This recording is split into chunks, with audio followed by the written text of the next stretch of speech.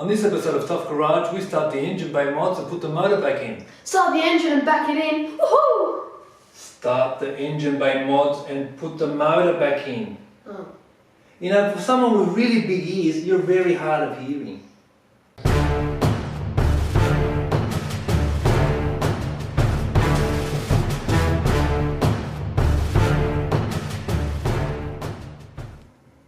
So we've made it to the engine. Now things are about to get exciting.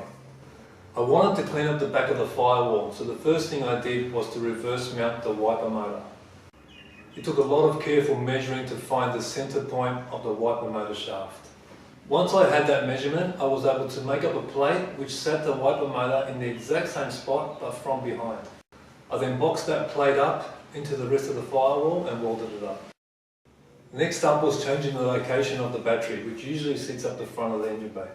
Cortinas have a huge heater and fan setup that sits on the left-hand side of the firewall. I'm going to be running a small electric heater, which sits underneath the dash with a built-in fan. It's much smaller and more compact.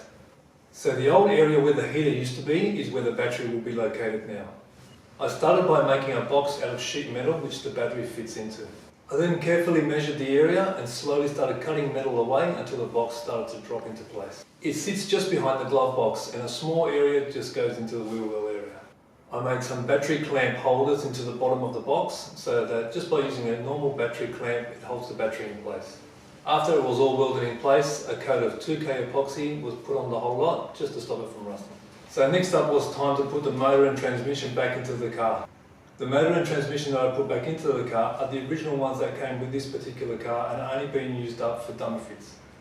I used an engine crane and engine tilter to put the engine and transmission back in, but there are many different ways of putting a motor back into a car.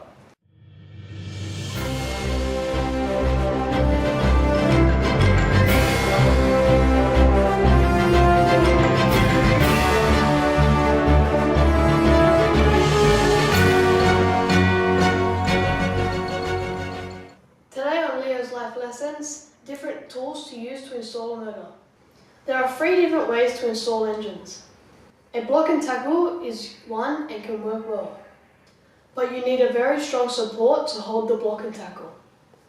The car has to be out of the way at first, but once the motor is up, the car has to be put under the engine.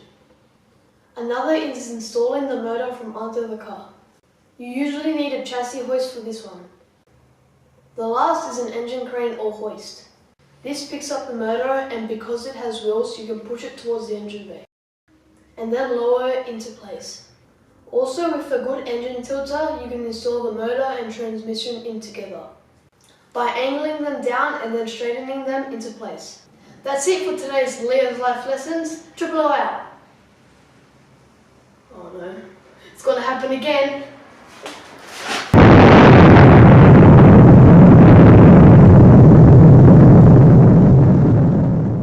So now that the motor and transmission were back into place, I made some stronger engine mounts. Cortina engine mounts aren't the strongest of things and can quite often break. I bought some thick plate and some thick wall square and round tubing for the bits I needed. I bought some Super Pro bushers which are the correct size to fit into the round tubing.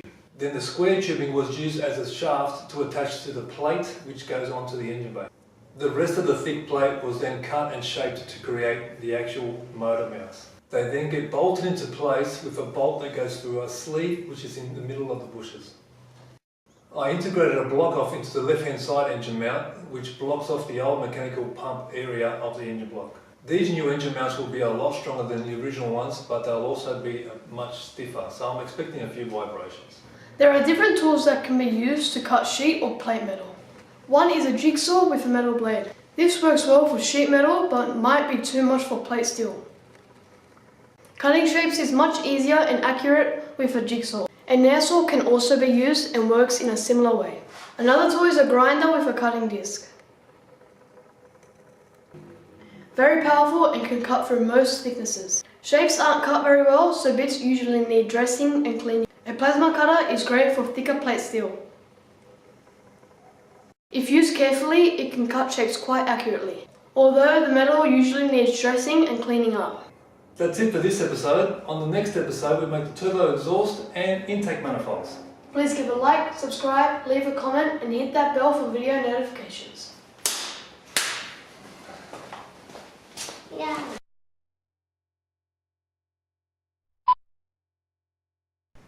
On this episode of Tough Garage,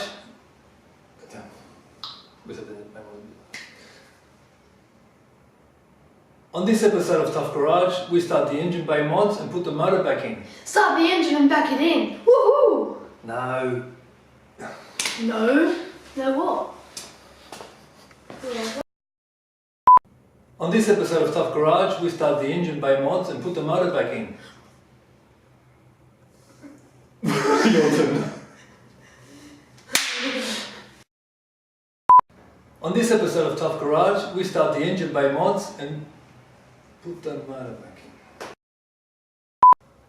On this episode of Tough Garage, we start the engine bay mods and put... Oh, fuck, yeah.